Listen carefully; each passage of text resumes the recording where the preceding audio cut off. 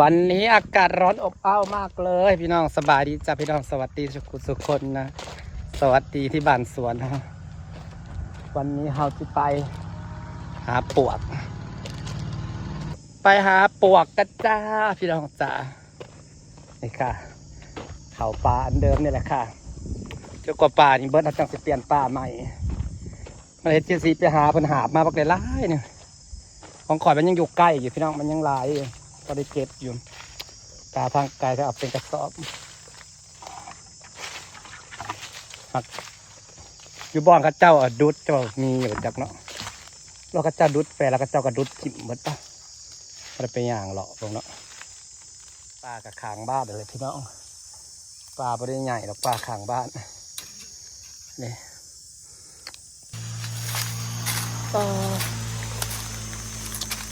มาหาปวกน้ำกันอยู่กลางป่าด้วยจ้าพี่น้องสาวฮ้อนเมื่อนี้นะเสียงน้องอีฮ้อนจนแบบวางฮ้อนอบอ้าวแห้งมื่อนี้ฮ้อนจนออกกระห้องมาได้ถ้าก็ออกได้วังบ่ายสามบ่ายทางอื่นเห็นฝนตกอยู่ได้ฝนตกเลยจักรจันทร์จะออกได้นี่แม่งอีจักรจันทร์บางทีกับใบไม้โปกได้บ่เห็นผมได้ไปลองปวกจะเบิ่งจะบอกเขาเจ้าดูดปะเนาะนี่พอแล้วหนึ่งห้างป้าใกล้ๆแหละพี่น้องเลาะเข้ามาก็พอแล้วหนึ่งห้างจ้ะอันนี้คือห้างปวกนะคะสิขุดเอามากไปแซวอยู่นี่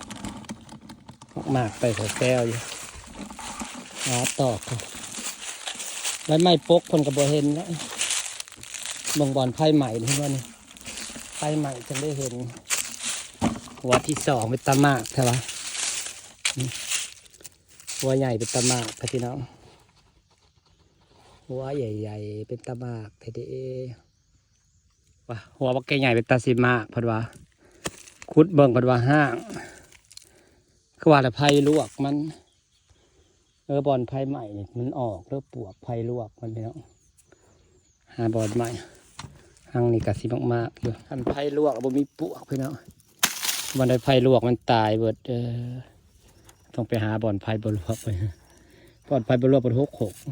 แนมก็บ่เห็นงามหัวที่สามพี่น้องหัวที่สามนี่จะได้2 หัวแล้วอันหัวนี้มากค่ะเมื่อละจ้าเมื่อยแล้วจ่าลาจิขุดเปล่าก็มีอยู่เด้ส่งสิมากละหาหลอกลงอีกจักหัวก่อนอีกจักหัวค่อยเมื่อนี่ได้3 หัวแล้วอันนี้คือหัวปวกค่ะนะจ๊ะ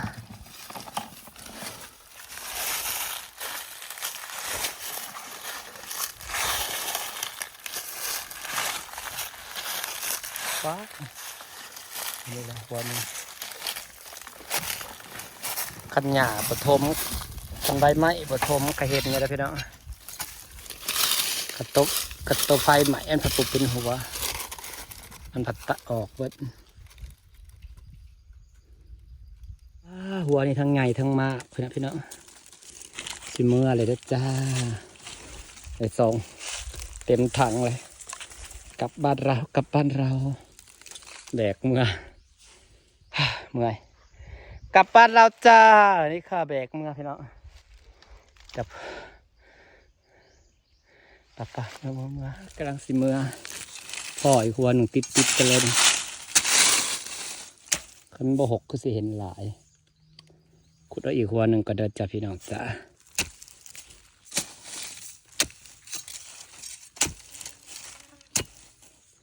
เมื่อไอรีนั่นแหละเต็มทางแล้วเมื่อไอรีนั่นแหละเต็มทางแล้วเมื่อไอรีแล้วแหละ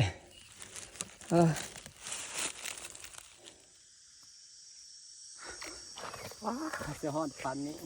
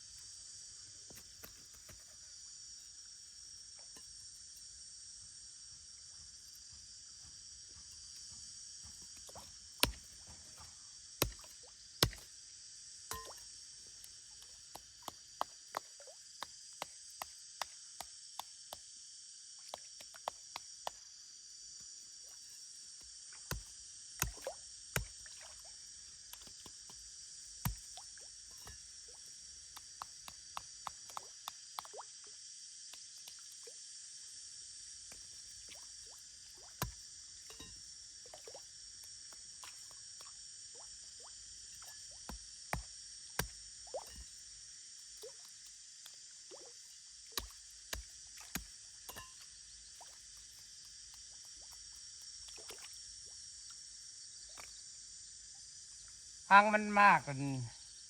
น้อยๆแน่ๆเนี่ยก็อยู่พี่น้องต้องปั้นให้เบิดนี่บ่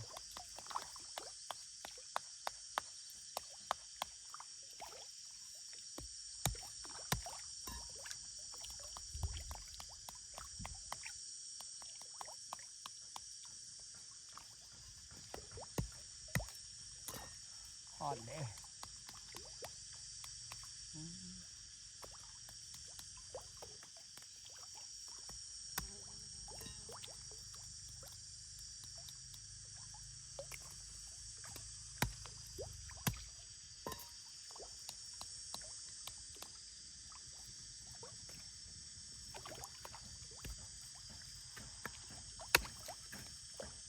ว้าว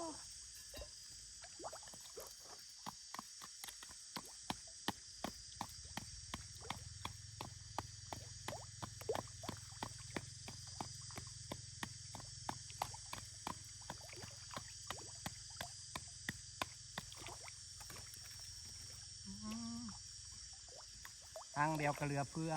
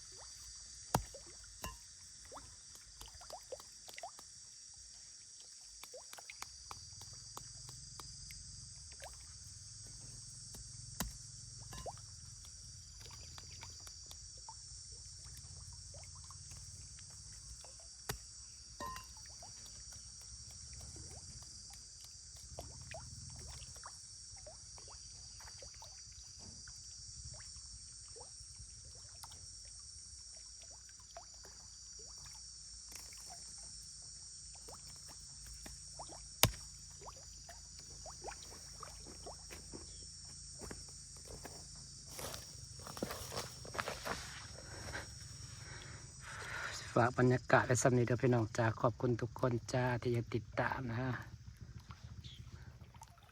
เปิด2 หัวและแตกสดๆพี่น้องญาติกัน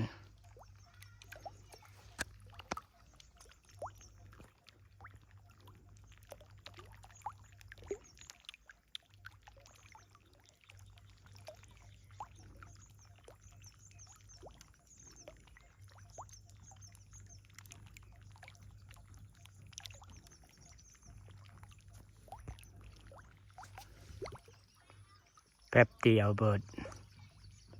ป้าว่ามันเน้นดอยเลยปลาเลยนะปลานิ่นกระลายแท่ลายว่า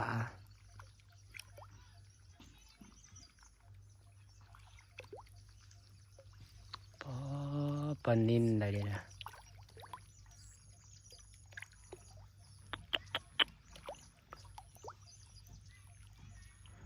มันมาแต่ใส่กระดกกระดิ่งแท้พอพวก2 หัวพอหลายขนาดปลา